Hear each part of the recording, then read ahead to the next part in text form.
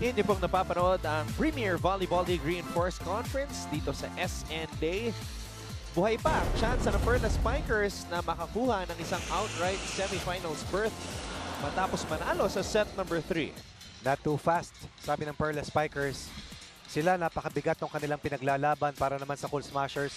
Gusto nilang mandamay at hindi patuloyin ang Perla Spikers patungo para makasama ang Water Defenders sa isang upuan sa semifinals. Sa ngayon, hindi lang nabuhay ang Perla Spikers. Nagpakita sila ng collective spirit. Yung team effort na tinatawag. Hashimoto, more steady, kaya set 3. But aside from Hupia Inc., malaking tulong itong si Una, Kat Bersola, pangalawa, itong si Tots Carlos. Pero para sa akin, ang naging critical na performance pati sa depensa at opensa si Amanda Villanueva. Pinakamaliit na spiker pero probably pinakamatapang. Ito hindi pinakamaliit pero matapang. Si Bravena, samang kanyang pinsan. Bakit ko alam? Kalaro namin sila 3 weeks ago. Pero Perla Spikers going back to that last set win. Importante, nakabuelo at ngayon 1 set down laban dito sa Cool Smashers. DJ Tronics. Ayan po ang kanyang Twitter handle at I am DJ Tronics. Just follow him. Kaya siya napapagod to dahil dami natin 5-setters, no? Di ba?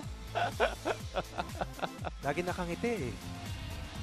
Ang dalawang kupunan na ito, Cool Smashers at Perla Spikers, nanggaling po yan sa mga 5-set matches. Actually, ang frame 9, dalawang magkasunod na 5-set losses ang kanilang tinanggap coming into this match. Hindi na kasi sila pwedeng matalo rin sa huling dalawang laban yun because they had to get to 6 wins. Right now, tatlo yung panalo nila. Kung nailusot nila yon at dito mapanalo nila, baka nagkaroon pa sila ng chance na makalaban din sa top 2 spots. Simula na po ang set number 4. Maraming salamat muli sa pagtutok. Mon Rojas alongside Coach Ronnie Magsano. We also have Ira Pablo as our panel at large. A facial by Bravo on, what's that, Tots Carlos? Correct. Yep. Ang pinakamalupit po at pinakamasakit ang nangyari ngayong araw na ito sa Lady Warriors, the two-time league champions last year. All they needed to do was beat Philippine Air Force, was definitely out of it. Pero Air Force and Jet Spikers, tinalo sila yung 5 sets. And just like that, nahulog sila sa quarterfinals wherein sila yung dapat na unang tatawid sa semifinals as early as the last play date. So now, it's Perla's turn to try to Yes. Hindi ganun kadali, ano to? Oo, kasi lumaban itong Cool Smashers. We were all wondering kung maglalaro ba si Eliza, di ba? Ang mabigat siya. Ang mabigat din kasi Anton, nasaktan yung isang reinforcement ng Lady Warriors. Diba? Out for good, out for the season. Si Edina Selimovic because of a hamstring tear. Maganda simula ng Cool Smashers.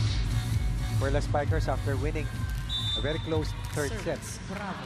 Now will be ahead by a 3-point cushion. Jesus. Hupia Inc. is able to get the point. Their first point dito sa set number 4. Balikan muna natin ang ating kasama si Ira Pablo. Ira? Nabanggit kanina ni Coach Ronnie na napawaw daw siya sa summa cum laude honors nitong si Kathy Bersola galing sa UP Diliman College of Human Kinetics. Pero ayaw pa daw itong pag-usapan ni Kathy dahil hindi pa daw siya tapos sa kanyang thesis. Pero after graduating, ipagpapatuloy daw niya ang kanyang pag-aaral sa med school specializing in orthopedic.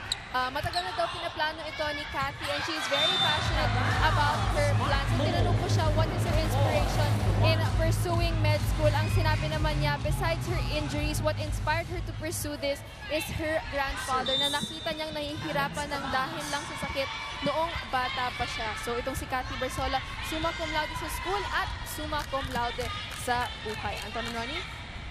I agree, 100%. Suma total, talagang magandang template bilang student athlete. Makapasa ka lang din 4 years sa UP, napakahirap na. Yung average mo para sa 4 na taon para maging summa cum laude ka. Parang lumabo mata ko bigla. Ang maganda pa dito sa kwento ni Kathy Bersola, she wasn't recruited as a volleyball player. Napadaan lang daw siya sa Human Kinetics Gym sa UP. May tryouts na nangyayari at the time that she passed. Bye-bye. That's the reason kung bakit naglaro siya ng volleyball. May mapadaan man yung ganyang katangkad eh. Talagang bibigyan mo ng chance na makapaglaro. Sino pa ba yung isang walking player from Lasal? Si Michelle Cab, ano? Yan, nag-try out, hindi nakuha, di ba? Tapos naglalaro, nakita ng mga players ng Lasal, ni-recommend ulit kay Coach Ramil. And now, she's a UAAP champion. Hashimoto. Binigay dito kay Hupia Ink. Yan yung nawala kanina sa depensa ng Cool Smashers, but right now they are ahead at 6-1 here in the fourth set. Tara, aggressive tayo. Sila yung lamang. Tara, aggressive tayo. Oops. Just keep hitting the ball, okay? Go. We go. We're going. Until we start getting the points. Let's go. Go. Hey, one. Let's go.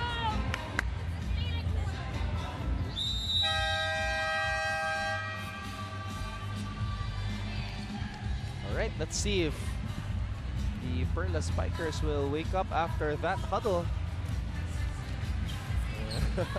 We have the Ateneo girls here. May practice Giselle ba? Tan. May practice ba, Ton? Si Yelay Bentin nandyan din ha, sa likod nila Paris. Cassie. That's Giselle Tan in between Bongay Gaston and Mitch Morente. They're trying to figure out what snacks to buy. Vegan din ba sila? Gutica.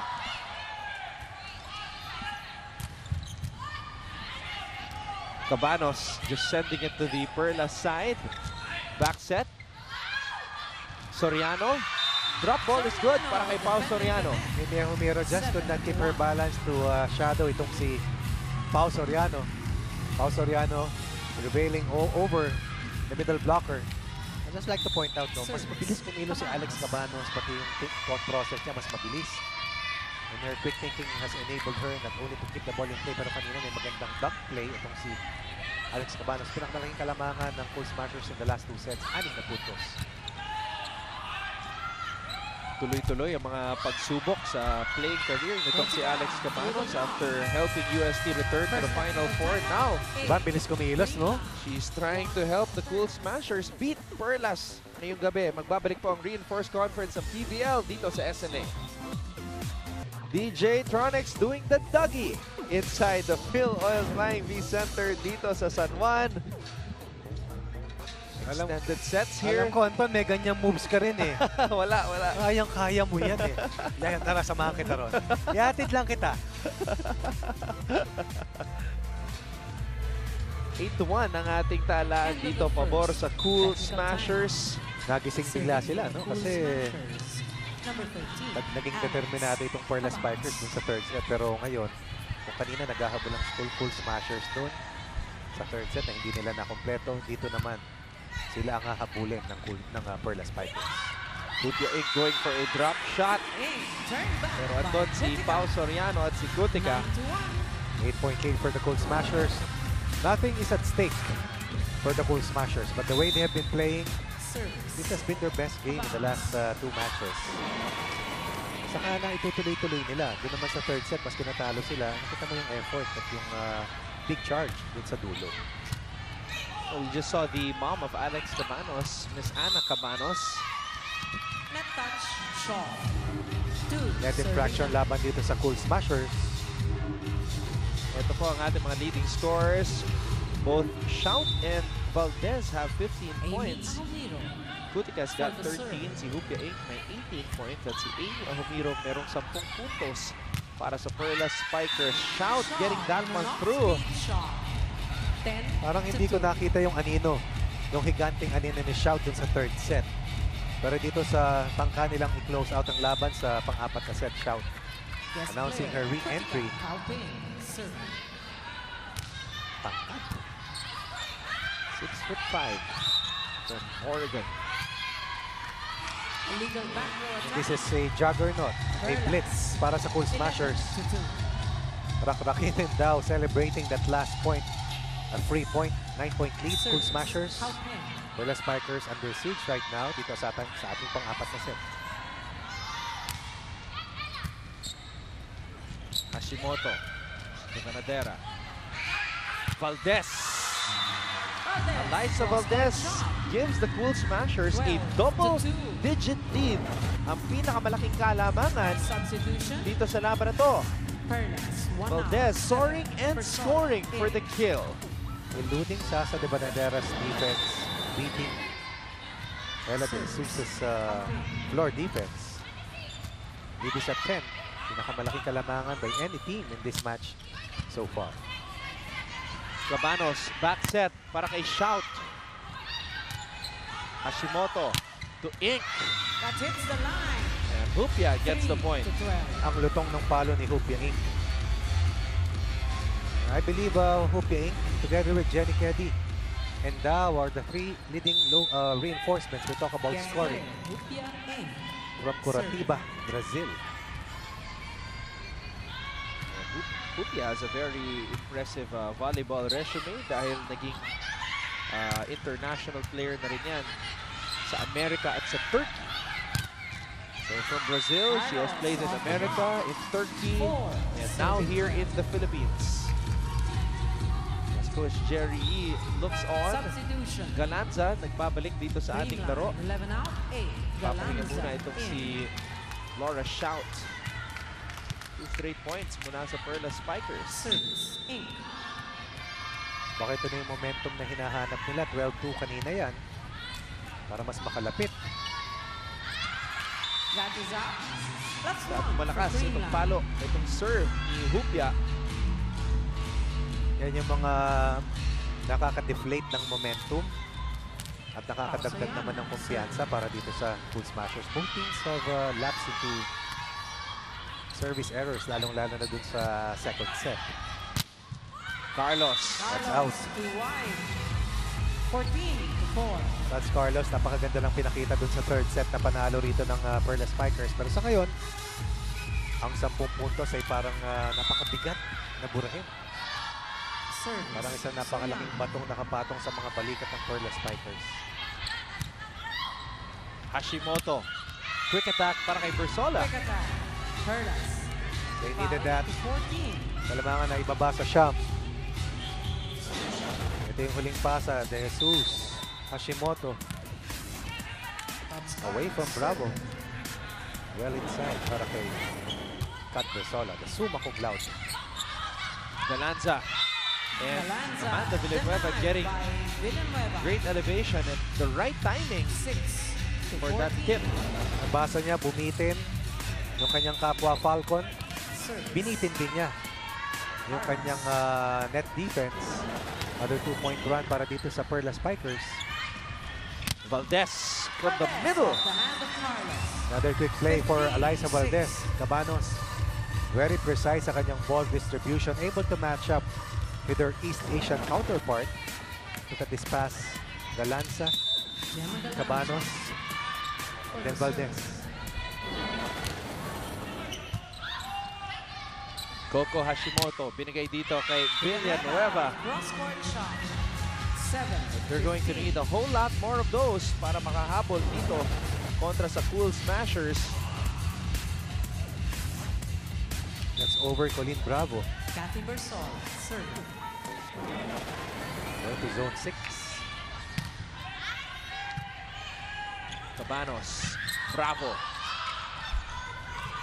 Hupia gives up a free ball for the Cool Smashers. Quick attack para kay Bravo. With a quick tip. Cabanos putting her trust on Colleen Bravo, and Colleen Bravo will not disappoint. Siya muli kalamangan ng Cool Smashers. Magbabalik po ang PBL dito sa SNA. Magbabalik po tayo dito sa loob ng Phil Oil Flying V Center kung saan lamang ang Cool Smashers kontra sa Perla Spikers. Set number 4, 16-7. Kung mananalo ang Cool Smashers dito, that would mean that mawawala na ang tsansa ng Perlas na makakuha ng outright semifinals berth because due to the quotient, it is the Power Smashers who will obtain the number 2 spot. Substitution, Perlas. Comparative numbers between the two defensive specialists. Rakarakin versus Ella de Jesus. Rakarakin still proving that she is up to the task. Number 2, A tall defensive specialist is not a problem. That is added plus para sa Cool Smashers. Service ace na naman para kay Alyssa Valdez, the deadliest server here in the reinforced conference. Service. Valdez. She can hurt you in so many ways. Pati sa depensa, maasahan at napakasipag. Yan ang advantage ng matangkad na setter. No? Hashimoto with that punishing dump 8 play. to 17. And then on that rebound play ni Alyssa Valdez, hindi siya kukonekta. Kalamangan na nanatili sa 9 na puntos na gustong burahin at habulin ng Perlas Spikers. Amanda Villanueva. Coco Hashimoto looking on as Perlas stares at this 9-point deficit. Merong 8 puntos dito sa Villanueva. Sa laban na to, Cabanos. Binigay kay Kutika. Kotika. Cross-court shot. 18 to 8. 10-point lead ulit para sa Cool Smashers. Alex Cabanos binigay dito kay Kutika. Look at the effort by Amanda Villanueva. Split and all, she will be beaten by Dow. Ball is out. Napatingin si 9 Coach to Typhoon 18. din. Dahil ang haba ng service daw ni Colleen Bravo. Hindi nakaka-happy yun. Substitution. Nakakahapo. Perlas, Yung 3 ganong out, klaseng 18. unforced error. Back in. Pero lamang pa naman sila ng Sham and they're closing in on the Guest player. point number Coco 20. Hashimoto. Serving. Isipin mo yung panghihinayang dito sa Perlas Spikers kung sakali, ha? And what a time for Zihar Vasha to get sick. Oo. What a block by Pau Soriano. Walang takot eh. Itong si Pau Soriano, maski na si Hupia ang pumapalo. Kutika! Alam mo, Coach Ronnie, kung sino man na magiging boyfriend nitong si Dao, ay kailangan na huwag siya magloloko. Dahil, Yari siya. Kasi ganito, kalakas pumalo, si Kutika. and that's one haymaker after another. Nagko-cover ka ng boxing, alam mo yan. Ano ba yan? Right hook, left straight, combination punches. Pero sa ngayon, alam mo, ang ganda ng pinapakita ni Alex Cabanos talaga. Ganda ng decision making, ganda ng ball distribution. Pero itong Perlas Spikers, nakakuha ng isang puntos. And finally, they are in double digits here in set 4 with 10 points. Amy Humiro trying to keep her team alive. Serving. 19 to 10 in favor of the Cool Smashers. Kutika. They're giving Dao the volleyball dito sa dulo ng set number 4. 20. Bilis ng laban, ang ganda ng palitan. Right now, this is the last-ditch effort para sa Perlas Spikers as the Cool Smashers have managed to breach the 20-point level. Alyssa, of course, itong si Dao, Pau Soriano combining together with Alex Cabanos. Ball is out. 11 to 20. Too strong on that serve for Dao.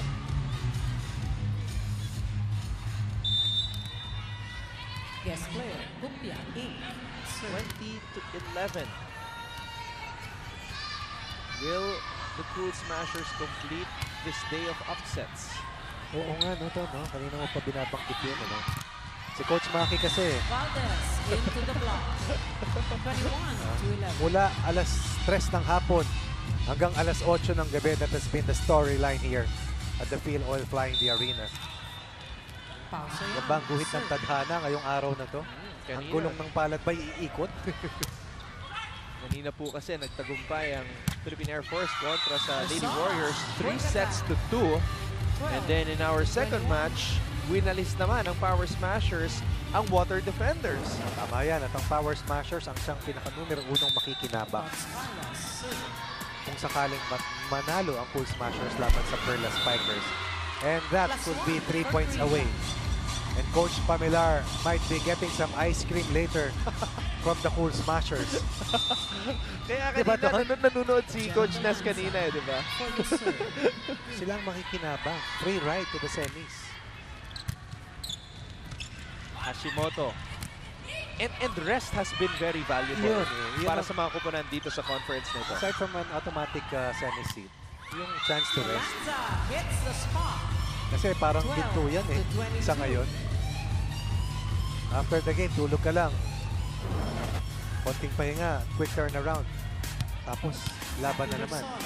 Amanda Villanueva scored some of the biggest points in that game. Rather set 3 win para sa Perla Spikers. Cabanos, Valdez, and Valdez, Off the block. the closer that we 23 know, to 13. Oh yes, coming into form dito sa dulo ng set number 4. there are some players, marami sa mga manlalaro, magaling sa umpisa, Substitution. magaling sa gitna. Creamline. Pero meron talagang mahusay na closers na tinatawag. Isa dyan itong si Eliza Valdez. Idagdag mo pa si Miss Ivy Remulla, Team And captain. pinasok ni Coach Eliza Ty Valdez. Bundes. the veteran, The veteran, Ivy Remulla. the ageless. Yeah. Cabanos, Dao! Dow win. And Dao apologizing to Villanueva Creamline now. as at she match point. puts the Cool Smashers to match point. Kung ihahalin tulad mo sa isang sasakyan, all power itong si Serving Dao. for the match. Dao, Kutika. Valdez. Nakita mo no? Iba. Hashimoto to Ahumiro for that southpaw spike. Villanueva, Cabanos, binigay dito kay Dao. Not yet, says Turn back by Ahumiro and the Perla 14 to Spikers. 24. Eliza Valdez tried for that one-hand dig, pero hindi na umangat yung bola. Amanda Villanueva doing some heavy lifting para dito sa Perla Spikers. Serving for Perla. But earlier, it was a total of 11 match points na hawak ng Cool Smashers. 24-14. Lopsided score for the first time in this match. Cabanos to Dao. And Kutika is able to end the match para sa Cool Smashers. That was a powerful spike To 14. to give the Cool Smashers their 4th victory dito sa Reinforced Conference ng PVL. What a win for the Cool Smashers to complete this day of upsets. The final match day sa preliminary round ng Premier Volleyball League sa SNA. Good vibes all around dahil nakabalik na sa wakas sa win column ang koponan ni Coach Ty Bundit. Ayan po ang ating final tally, 25-19, 25-20, 23-25, 25-14 pabor sa Cool Smashers. What a win, what a day, Coach Ronnie Magsano. Character building win para dito sa Cool Smashers. Nothing at stake, yet they play to their full potential. But masakit na pagkatalo para sa Perla Spikers. Now they will have to play 3 straight games in the quarterfinals and before having that another golden chance to get to the Final Four. So, our best player of the game is brought to you by Ribisco, making delightful moments possible anytime, anywhere. Puntahan natin ngayon si Ira Pablo with our best player of the match. Anton and Ronnie, kasama ko nga ang best player of the game na si Alex Cabanos. Alex, how will you take advantage of this win at dalhin nyo yung winning momentum nyo sa mga susunod nyo pang laro? Ito yung magiging boost sa namin, upcoming games namin na makakatulong na mas maging determined kami at maging more passionate sa susunod namin mga laro. Alex, may gusto ka bang batiin? Binabati ko yung brother ko, si Ethan, si mommy, si daddy, si mama, si papa, si lola, yung cousins ko, hi Monique, tas yung kaibigan ko nasa States, si Dewey, hi, yun, sige, thank you. Tsaka sa Creamline supporters, thank you po sa patuloy nyong pagsuporta sa amin. Maraming salamat, Alex, and congratulations sa inyo. Balik sa inyo, Anton and Ronnie. Thank you very much, Ira. Coach Ronnie, you've talked about the continuous improvement of Alex Cabanos dito after her UST, her UAP career with UST. At maganda ang kanyang pinakita. Another Best Player of the Match Award for Alex Cabanos. At ito po ang scenario sa pagtatapos ng preliminary round. Meron ng dalawang koponan na nakapasok.